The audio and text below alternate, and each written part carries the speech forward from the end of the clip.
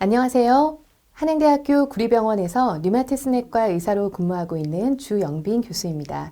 오늘은 여러분들에게 류마티스 관절염에 대하여 설명드리도록 하겠습니다. 먼저 류마티스 관절염은 어떤 질환인지, 그리고 어떤 사람들에게 류마티스 관절염이 생기고 치료와 관리는 어떻게 하는지 하나씩 말씀드리도록 하겠습니다. 먼저 관절의 구조입니다. 관절이라는 것은 뼈와 뼈 사이의 공간을 말하고 이는 활막으로 둘러싸여 있습니다. 바로 이 활막이 류마티스 관절염의 염증이 시작하는 곳입니다.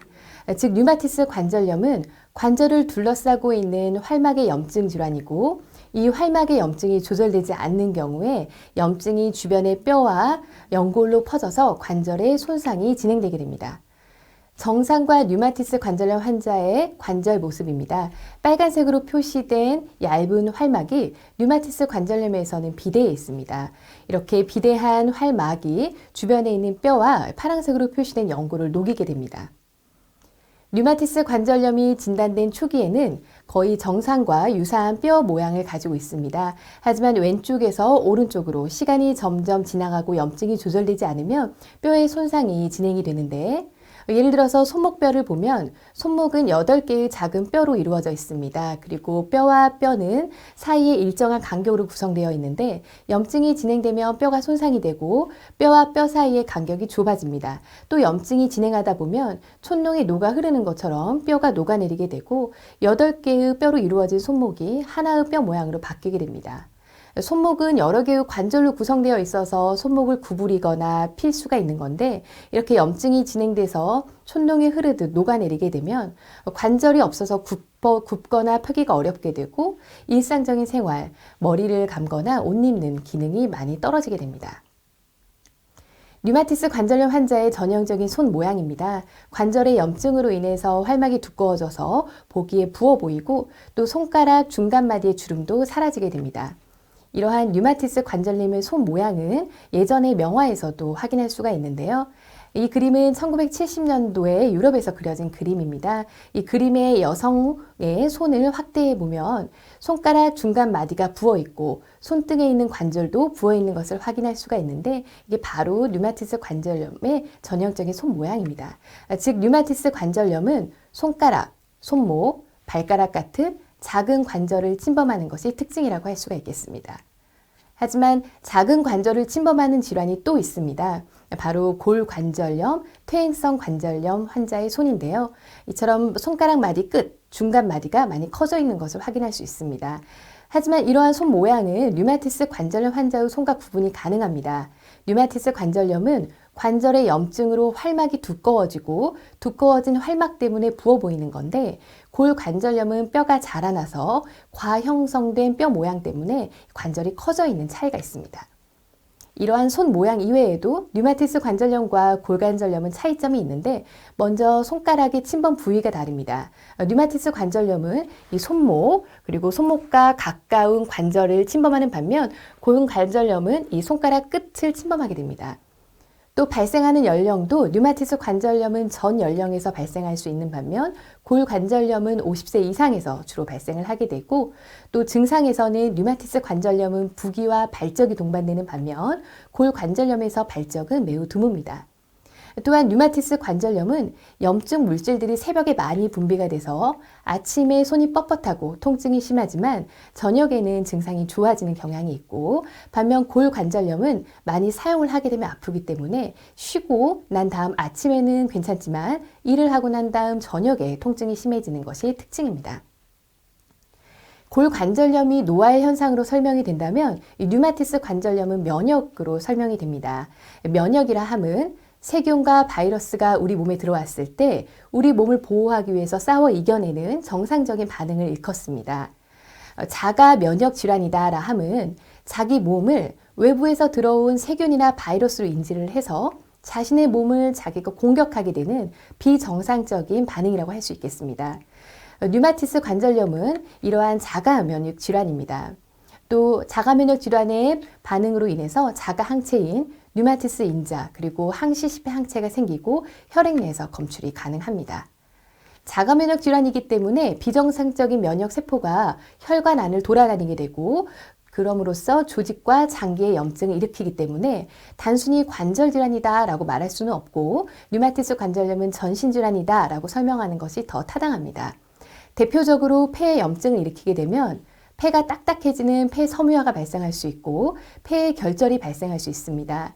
또 혈관에 염증이 생기는 경우에는 협심증, 심근경색, 그리고 뇌졸중이 생길 수가 있고요.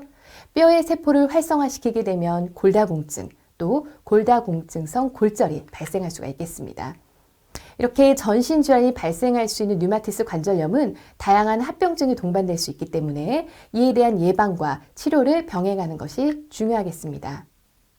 여기까지 류마티스 관절염이 어떤 질환인지에 대하여 설명을 드렸습니다. 요약해 보자면 류마티스 관절염은 손가락이나 손목과 같은 작은 관절을 침범하는 질환이고 관절을 둘러싸고 있는 활막에서 염증이 시작을 합니다. 이 염증이 조절되지 않으면 주변에 있는 연골이나 뼈로 염증이 번져가면서 관절의 변형이 일어납니다. 발생 원인은 자가 면역 질환으로 설명이 되고 비정상적으로 활성화된 면역 세포들이 혈관에 돌아다니다가 여러 가지 장기의 염증과 손상을 일으키는 전신 질환이다라고 말할 수 있겠습니다.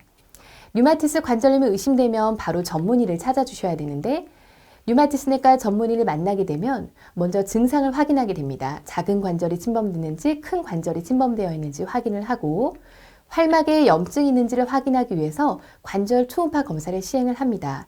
하지만 증상이 발생된 지 얼마 되지 않았다라고 하면 초음파 검사에서 활막 염증이 촉즉 발견되지 않습니다. 그러한 경우에는 뼈 스캔 검사를 진행을 하게 되는데 뼈 전체를 찍어서 염증이 있는 부분이 검적해 표시가 되는 좋은 검사 방법입니다.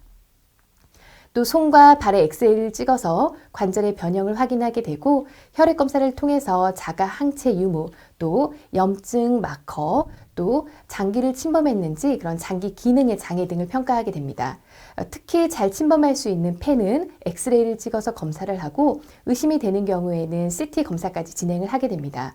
또 골다공증 검사, 심장 초음파 검사를 진행을 할 수 있습니다. 이러한 검사를 진행한 이후에 2010년도에 미국과 유럽에서 공동으로 제안한 류마티스 관절염 진단 기준에 맞추어서 점수를 매기고 이 점수가 6점 이상인 경우에 류마티스 관절염을 진단할 수가 있겠습니다. 그러면 류마티스 관절염은 어떤 사람에게서 잘 생기는지 남성보다는 여성에서 3배 이상 생기고 전 연령에서 생길 수 있지만 주로 50대에 잘 발생하는 것으로 알려져 있습니다. 특히 유전적인 요인이 약 40에서 50% 정도 영향을 미친다라고 알려져 있고 그 외에는 환경적인 요인이 관여하는 것으로 되어 있습니다. 담배를 피는 경우에는 질환의 발생할 확률이 3배 정도 올라가고요. 금연을 한다 하더라도 15년 동안에는 영향을 미칠 수가 있습니다. 또 자가항체와 연관이 있다고 알려져 있습니다. 치주염은 잇몸에 염증이 생기는 질환인데 치주염이 있는 경우에는 류마티스 관절염이 잘 생기고 또 질환의 활성도도 높아지는 걸로 되어 있고 자가항체인 항CCP 항체도 잘 만들어지는 걸로 되어 있습니다. 또 감염에 잘 노출되는 경우에도 류마티스 관절염이 잘 발생하는 것으로 되어 있습니다. 류마티스 관절염이 진단이 되면 자녀에게 유전이 될지 많이 걱정을 하시는데요. 부모가 류마티스 관절염 환자라면 자녀에게 류마티스 관절염이 발생할 확률은 증가를 합니다. 하지만 100% 대물림되는 것은 아닙니다. 일반적으로 유전병이다라고 생각하는 질환들은 특정 유전자가 부모에게 있어서 그 다음 자녀에게 유전자가 전달이 돼서 유전병이 생기거나 또는 한 대를 걸러 그 다음 세대에서 유전병이 나타나는 것을 일컫는데요. 류마티스 관절염에 연관이 있는 유전자는 100가지로 넘습니다. 이 100가지가 모두 자녀에게 전달될 수도 있지만 그러지 않을 수도 있고 또 유전자를 물려받았다 하더라도 환경적인 요인과 상호작용이 있어야 증상이 나타나는데 그러한 과정이 거치지 않다면 류마티스 관절염이 발생하지 않을 수도 있습니다. 그렇기 때문에 자녀가 증상이 없다면 굳이 자가항체 검사를 하거나 류마티스 관절염 검사를 진행해 볼 필요는 없겠습니다. 두 번째로 류마티스 인자가 양성으로 확인되어서 병원에 내원하신 분들이 많습니다. 류마티스 인자가 양성이면 모두 류마티스 관절염이 생길까? 많이 궁금해 하시는데요. 류마티스 인자라 함은 자가 항체를 말합니다. 민감도는 70%인데 이 말은 환자 10명이 있으면 그 중에서 7명은 류마티스 인자가 있고 3명은 없다라는 말입니다. 특이도가 80에서 90%인데 이 말은 건강한 사람 10명이 있다면 그 중에 한두 명은 류마티스 인자가 있을 수도 있다라는 말을 뜻합니다. 또 류마티스 관절염 이외에도 이 표에 표시된 여러 가지 질환에서도 류마티스 인자가 양성으로 나올 수가 있습니다. 그렇기 때문에 류마티스 인자가 양성이라고 무조건 류마티스 관절염이 생기는 것은 아닙니다. 류마티스가 양성인 경우에는 류마티스 관절염 이외에도 다른 자가면역 질환, 만성 활동성 간염, 폐질환 등의 가능성도 고려해 보아야 되겠습니다. 그래서 류마티스 인자가 양성인 경우에는 병원에 내원을 하시면 관절염이 있는지 또는 다른 자가면역 질환과 연관된 증상이 있는지를 확인을 하고 혈액 검사를 통해서 B형 간염 보균자 여부도 확인을 하고 엑스레이를 통해서 폐질환이 있는지도 확인을 하게 됩니다. 다음으로는 류마티스 관절염 치료에 대해서 말씀드리도록 하겠습니다. 이 사진은 실제 류마티스 관절염 환자의 손 모양입니다. 18세에 처음으로 관절통이 생겼다는 환자분이시고요. 이분은 전문적인 진료를 보기보다는 오히려 그런 대체요법, 민간요법에 의존을 했고 금침 치료를 30년 동안 맞아왔다라고 합니다. 그렇기 때문에 통증은 어느 정도 조절이 됐겠지만 관절의 변형은 심하게 진행이 됐고요. 결국 류마티스 관절염을 진단받고 항류마티스 약물 치료를 받은 후에 증상이 많이 개선이 되었고 관절 변형을 극복하고자 수술적 치료를 하고 난 후에 일상생활이 많이 개선되었던 환자입니다. 류마티스 관절염은 증상이 나타나면 그 초기부터 관절 손상이 진행을 합니다. 특히 2년 이내에 60에서 70%에서 관절 손상이 발생한다고 하고 가장 중요한 골든타임은 바로 증상이 발생하고 나서 6개월까지입니다. 그러므로 증상이 생겼다, 관절이 아프다라고 하면 바로 류마티스내과 전문의를 찾아주시고 상담과 검사를 통해서 정확한 진단을 받고 치료를 진행하시는 것을 권해드립니다. 치료의 목표는 먼저 관절의 통증을 줄이고 염증을 가라앉히고 관절의 기능을 회복하는 것입니다. 하지만 통증이 조절되었다 하더라도 뼈 손상은 진행될 수 있기 때문에 또 뼈 손상이 진행이 되면 관절 변형으로 일상생활에 큰 제한이 있습니다. 그렇기 때문에 연고가 뼈 손상을 예방하는 것 또한 치료의 목표입니다. 최종적으로는 관해에 도달하는 게 목표이고 관해라 함은 관절의 압통과 부종이 개선이 되고 염증 수치가 정상화되고 뼈 손상이 진행되지 않도록 하는 것입니다. 처음 류마티스 관절염 약이 개발되기 전에는 아스피린, 소염진통제, 저용량의 스테로이드를 사용을 하면서 관절 통증만을 조절을 했습니다. 하지만 관절의 변형은 예방할 수가 없었고 이후에 항류마티스 약물이 개발이 되면서 관절 손상과 기능 장애가 많이 감소했습니다. 하지만 항류마티스 약물에 반응이 있는 분들은 50에서 60%이기 때문에 나머지 부분들을 위해 환자분들을 치료하기 위한 약제 개발이 중요했고 최근에는 생물학적 제제가 개발이 되고 널리 사용되면서 많은 분들이 질병의 관해에 도달하고 있습니다. 약제는 크게 3가지의 카테고리로 나눌 수가 있습니다. 그중 첫 번째가 앞서 말씀드린 항류마티스 약제입니다. 항류마티스 약제는 여러 가지 종류가 있고 가장 대표적인 것이 메토트렉세이트입니다. 일주일에 한 번 복용하는 약제이고요. 이 약제의 효과가 없을 경우에는 아래에 있는 다른 약제를 사용을 하게 되고 또 증상이 너무 심한 경우에는 처음부터 메토트렉세이트를 포함한 다른 약제를 병행 사용하기도 합니다. 하지만 이런 약제들은 소염진통제나 스테로이드와 달리 단기간에 치료 효과가 나타나는 것은 아니고 1개월이나 3개월 정도 지나야 최고의 효과를 나타나는 것으로 되어 있습니다. 항류마티스 약제가 개발이 되고 사용되면서 뼈의 변형이 예방되는 사례가 많았지만 모두 효과가 있는 것은 아니어서 그 다음으로 개발된 약제가 바로 생물학적 제제입니다. 생물학적 제제의 사전적인 의미는 살아있는 생물을 재료로 만든 치료제로 면역 항체나 혈액 성분을 이용한 의약품 또는 백신이라고 하는데요. 류마티스 관절염에서 생물학적 제제란 류마티스 관절염의 발생 원인의 타겟이 되는 물질들이 있습니다. 그러한 표적 물질들을 직접 차단하는 항체 또는 수용체 단백질로서 생물로서 만들어지는 약재를 일컫습니다. 이 생물학적 제제의 종류는 여러 가지가 있습니다. 그 중에서 종양괴사인자 차단제, 즉 TNF-알파 차단제가 가장 처음 개발이 되었고 오랜 기간 사용이 되었습니다. 종류는 엠브렐, 휴미라, 심포니, 레미케이드 여러 가지가 있고 투약 방법이 피하 주사, 정맥 주사의 두 가지 방법이 있고 약제에 따라서 일주일에 한 번 또는 2주일에 한 번, 한 달에 한 번 투약을 하게 됩니다. 이 약제들은 효능은 모두 비슷하다고 되어 있습니다. 그렇기 때문에 환자와 의사 간에 서로 상의를 해서 적절한 약제를 고르게 되고요. 일반적으로 주사를 많이 무서워하시는 분들은 정맥 주사를 사용하는 레미케이드를 맞게 되고 본인이 직접 투약이 가능하다라고 하는 분들에게는 피하 주사를 권해드립니다. 또 짧게 맞는 주사들이 반감기가 짧기 때문에 혹 부작용이 생겼을 경우에 대처하기가 용이합니다. 그래서 고령이나 기저질환이 있으신 분들은 비교적 반감기가 짧은 엠브렐 쪽을 더 권해드리는 편입니다. 환자분들이 직접 피하 주사로 생물학적 제제를 투약하는 모습이고요. 종양괴사인자 차단제의 효과가 없을 경우에는 그 외에 인터루킨6를 차단하는 약제나 면역세포 중에서 T세포나 B세포의 신호를 억제하는 약제를 사용하기도 합니다. 이런 생물학적 제제는 효과가 매우 좋지만 문제가 있습니다. 바로 주사제라는 거고 주사제를 계속 맞아야 되는 것이 환자분들에게는 매우 부담으로 느껴질 수도 있습니다. 그래서 지속적인 약제를 개발하기 시작했고 바로 세 번째 카테고리 약제인 소분자 억제제가 개발되어서 최근에는 널리 사용이 되고 있습니다. 이 소분자 억제제라는 것은 세포 내에 있는 신호 전달을 차단하는 약물이고요. 기존의 생물학적 제제가 차단했던 류마티스 관절염의 병인에 연관된 표적 물질들을 한개가 아닌 여러 가지 종류를 모두 차단할 수 있는 장점을 가지고 있습니다. 종류는 젤잔츠, 올루미언트, 림버크가 있고요. 생물학적 제제와 효과는 비슷하지만 분자량이 적기 때문에 경구 투약할 수 있다는 장점이 있습니다. 그래서 비교적 용이하게 쓸 수 있고 하지만 효과가 좋은 만큼 부작용도 발생할 수 있기 때문에 처음부터 사용을 하지는 않고요.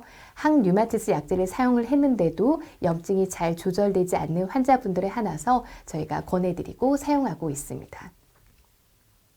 마지막으로는 류마티스 관련염 환자분들의 생활 수칙에 대하여 말씀드리도록 하겠습니다.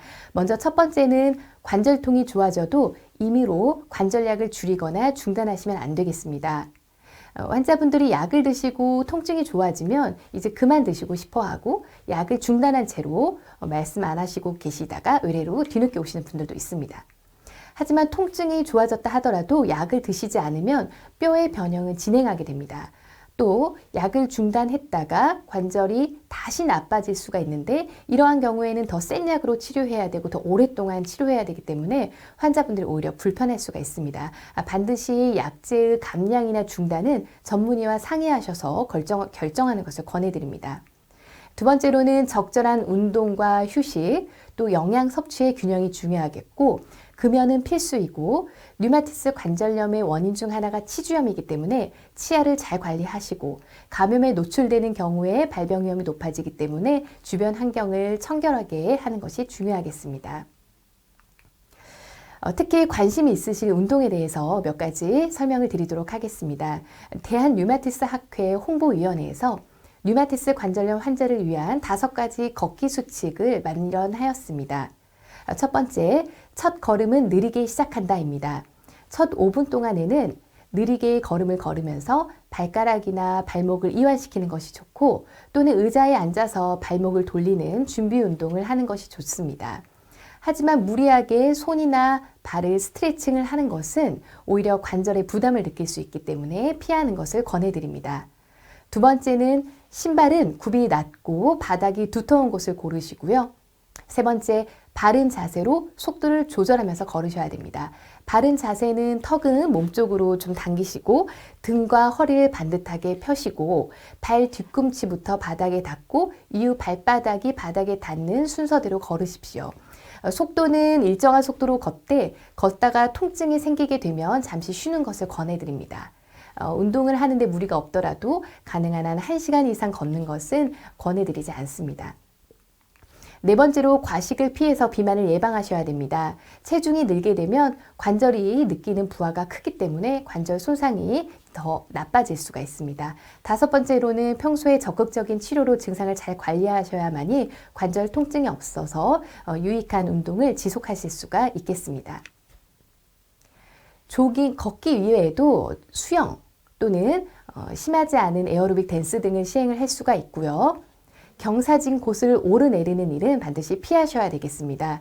류마티스 관절염 환자는 기본적으로 유산소 능력이 조금 떨어져 있습니다. 그렇기 때문에 운동을 통해서 유산소 능력과 지구력을 향상시키는 것이 좋고요.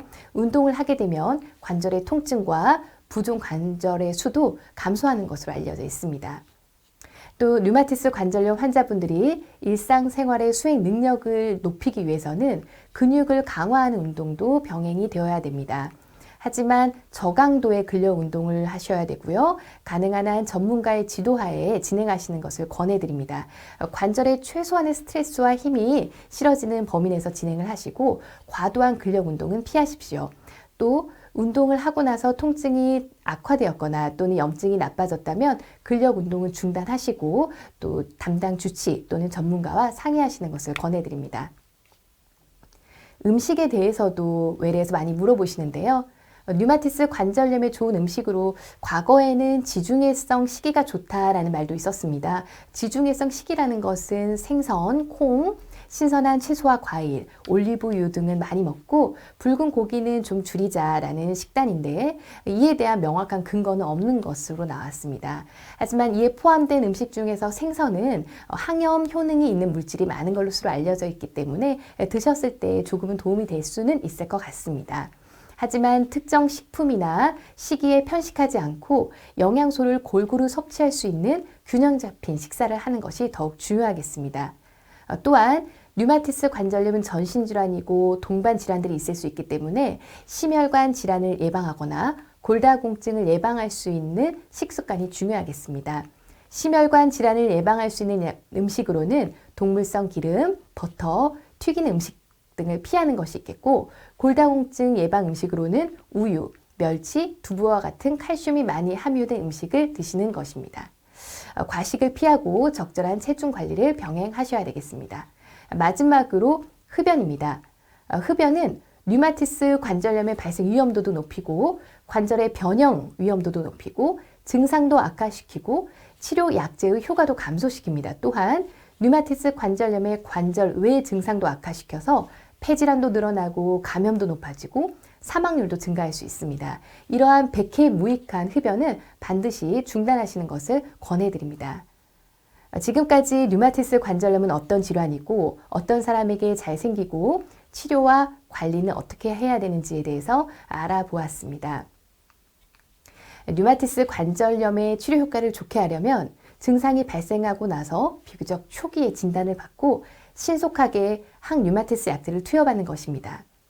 약을 잘 치료하면 증상과 질병이 사라진 관해 상태를 유지하게 되고 그렇다면 정상인과 똑같은 일상생활이 가능합니다. 간혹 류마티스 관절염을 진단받으실 것 같아서 병원에 오시지 않거나 또는 진단받고 약의 부작용이 두려워서 약을 안 드시겠다고 하시는 분들이 있습니다. 절대 그러지 마시고요. 전문의와 상의하셔서 적극적이고 꾸준한 치료를 받으시기를 권해드립니다. 경청해 주셔서 감사합니다. 네, 구리시와 한양대학교 구리병원이 시민을 위한 건강특강을 진행하고 또 질의응답을 들어보는 시간을 마련하고 있는데요. 그 11월 주제는 뇌졸중 증상과 또 급성기 치료에 대해서 저희가 알아봤었죠. 오늘 신경과 권혁성 교수와 함께 자세한 질의응답 시간 가져보도록 하겠습니다. 교수님 안녕하십니까? 안녕하세요. 네, 반갑습니다. 교수님 먼저 그 영상 시청하신 구독자분들에게 인사 한 말씀 남겨주세요. 안녕하세요. 한양대 구리병원 신경과의 권혁성입니다. 그 뇌졸중과 관련돼서 간단한 그 영상을 보여드렸었는데요. 많은 분들께서 이제 감사의 인사를 남겨주셔서 네. 저도 감사의 인사를 드립니다. 네. 네. 고맙습니다. 오늘 Q&A 시간도 잘 부탁드리고요. 예. 먼저 저희가 5가지 질문을 뽑았는데 예, 그 중에서 첫 번째 질문 한번 살펴볼게요. 신혜리님이 댓글 보내주셨는데요. 뇌졸중을 예방하기 위해서 비트즙을 먹는다든지 오메가3를 복용하면 혹시 도움이 좀 약간이라도 되는지 궁금하다고 하셨습니다. 네, 정말 많이 받는 질문 중에 한 가지입니다. 네. 그래서 이전에 가장 많이 받았던 질문이 오메가3였고 한동안은 이제 크릴오일 관련된 얘기를 이제 많이 해주셨었고요. 네. 최근에는 이제 비트즙 관련된 질문을 이제 많이 오고 있는데 네. 결론부터 말씀드리면 담당 의사 선생님이 굳이 처방을 해주지 않는다고 하면 꼭 권유드리지는 않습니다. 권유드리지는 않고요. 네. 3가지 중에 이제 오메가3를 말씀드리면 가장 많이 연구가 되어 있고 최근에 이제 큰 3개의 연구가 있었죠. 어센드, 바이탈, 리듀스잇이라 그래서 3가지 연구 중에 이제 하나만 성공을 했었고 네. 그것도 보면 우리가 일반적으로 먹는 오메가3로 따지면 한 6달 정도를 상당히 오랫동안 꾸준히 먹어야 아주 약간 효과를 보는 정도가 있었습니다. 있었고 그래서 아주 특수한 분들에 한해서는 이제 네. 처방을 받거나 그럴 때 약을 드시면 이제 도움이 되고요. 네. 나머지 이 크릴 오일이나 비트즙 같은 경우에는 연구가 상당히 부족한 실정이기는 합니다, 사실은. 네. 그리고 이제 방향성 자체는 이제 뇌졸중을 혈관을 개선을 시켜주는 여러 가지 혈관 인자들을 에 도움이 된다고 알려져 있긴 하지만 네. 그 정도가 워낙 경미하기 때문에 다른 워낙 좋은 약들이 많이 있어서 뇌경색, 뇌졸중을 예방한다고 하면 여러 가지 위험인자들을 관리하고 담당 선생님이 처방해 주는 약을 우선적으로 복용하는 것을 권유드립니다. 네, 알겠습니다. 잘 네. 들었습니다. 그리고 두 번째 댓글은 예. 김민경 님이 보내주셨는데요. 뇌졸중하고 혹시 치매하고 연관이 좀 있는지 궁금하다고 하셨습니다. 네, 이건 예. 정말 중요한 문제라고 생각이 되고요. 네. 뇌졸중과 치매는 결론부터 말씀드리면 연관이 많이 되어 있습니다. 먼저 이제 뇌졸중에 걸렸던 사람이 치매에 걸리는 위험도 높다고 되어 있고요. 네. 사실 뇌는 워낙 여러 가지 기능을 담당하고 있기 때문에 사람에 따라서는 정말 아주 작은 뇌경색이 생겨도 심한 치매가 생기는 경우도 있고 뇌경색 자체가 매우 커서 그것 때문에 이제 인지가 떨어지는 그런 경우도 있고요. 네. 마지막으로는 이제 뇌졸중이 아니었지만 머리 사진을 검사하면 작은 혈관들이 이렇게 손상을 받았다는 미세혈관 그런 손상을 받았다는 그런 분들이 있는데요. 그런 것들도 쌓이다 보면 아무래도 이제 치매의 위험성이 좀 높아지게 됩니다. 네, 연관성은 네, 있다. 거꾸로 치매에 걸리신 분들 혹은 네. 이제 인지가 좀 떨어지시는 분들 같은 경우에도 뇌경색이나 뇌졸중이 생길 위험이 높다고 이제 알려져 있는데 네. 아무래도 이제 자기 몸 관리도 잘 안 되고 아까 말씀드렸던 이런 머리에 혈관 변화들이 좀 있을 가능성이 있기 때문에 아마 뇌경색이 좀 더 많이 생기지 않나 그렇게 생각하고 있습니다. 그렇군요.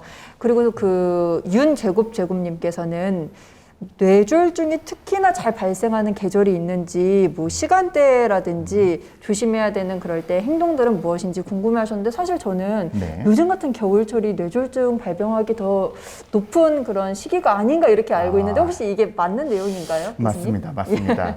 물론 이제 연구의 디자인에 따라서는 이제 워낙 다양한 결과들이 이제 있긴 하지만 네. 가장 많은 게 말씀해주신 것처럼 이제 추울 때 한겨울에 뇌경색의 빈도가 이제 많이 높다고 알려져 있고요. 특히 이제 환절기라고 하죠. 갑자기 온도가 많이 바뀌는 때에도 역시 네. 잘 생기는 것으로 알려져 있습니다. 최근에 한양대 구리병원에서 이제 서울 동부 지역 사람들만을 대상으로 이런 역학 연구를 실시했었는데 네. 거기서도 역시 이제 한겨울에 가장 빈도가 높은 것으로 알려져 있고요. 예. 그렇다 보니까 추울 때는 아무래도 이제 옷을 따뜻하게 입고 갑자기 이렇게 기온이 바뀔 때 옷이라던가 이렇게 따뜻한 데 있다 갑자기 추운 곳으로 혹은 집에서 이제 추운 곳에 있다 갑자기 더운 곳으로 갈 때는 네. 그런 옷이라던가 이런 온도 관리에 조금 신경을 더 써주시면 네. 좋을 것 같습니다. 급격한 온도차가 있으면 급격한 더 온도 변화. 발병할 확률이 네. 높다. 네. 한겨울 급격한 온도 변화. 네, 알겠습니다. 네. 그리고 계속해서 네 번째 질문은 박수진 님이 보내셨는데요. 혹시 이게 뇌졸중도 유전이 되는지, 가족력이 있으면 이제 발병할 수 있는지, 여기에 대한 궁금증도 보내주셨어요. 네, 사실 중요한 문제입니다. 가족분들 중에 이제 그런 뇌경색이나 뇌졸중이 있었던 분들은 이제 걱정이 많으실 텐데요. 네. 우선 아주 드물게 희귀 이런 유전병으로 인해서 뇌졸중이 많이 생기시는 그런 분들이 있는데 이제 그건 워낙 드물기 때문에 좀 차치해 두고 역학 연구로 보게 되면 아무래도 이제 가족력이 있으신 분들이 네. 뇌졸중이 더 높아지는 것은 알려져 있긴 합니다. 예. 근데 그 이유가 정말 유전적인 소인들 때문에 그런 건지 같은 환경에서 이렇게 생활하다 보니까 여러 가지 이런 생활 습관들이 비슷해서 그런 건지에 대해서는 아직까지 조금 그런 전문가에 따라서 의견이 좀 갈리고 있는 상태이고요. 네. 그래서 우선 뭐 유전적인 소인이 있을까봐 걱정을 하기보다는 일반적으로 잘 알려져 있는 이런 뇌혈관 질환의 위험 인자들을 관리를 하는데 신경을 더 집중하는 것이 네. 좋다고 생각합니다. 네, 알겠습니다.